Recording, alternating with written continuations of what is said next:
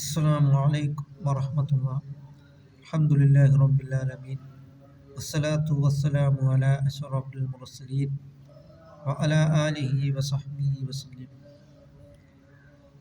ഖൈറു മതാഇദ് ദുനിയ അൽ മർഅതു സാലിഹ.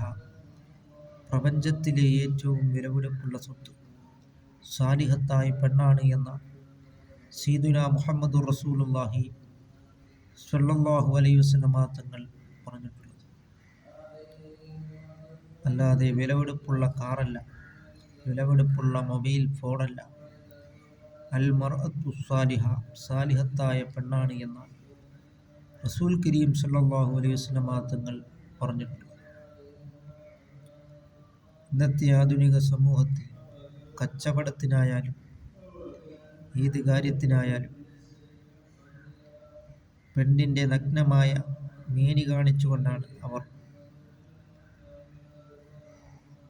കച്ചവടവൽക്കരിക്കപ്പെടുന്നത്.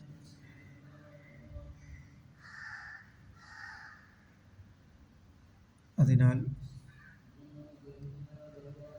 ഫളുഫർ ബിദാത്തി ദീൻ, ദീനുടേതുകൊണ്ട് നീ വിജയിച്ചോ എന്ന സയ്യിദുനാ മുഹമ്മദ് റസൂലുള്ളാഹി സ്വല്ലല്ലാഹു അലൈഹി വസല്ലം തങ്ങൾ പറഞ്ഞിട്ടുള്ളത്.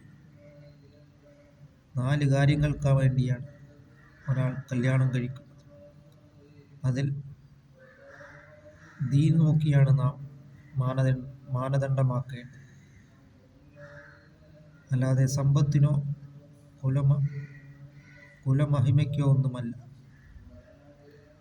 അതുകൊണ്ട് ദീനുള്ളതിനെ മാത്രമേ നാം കല്യാണം കഴിക്കാം. അങ്ങനെ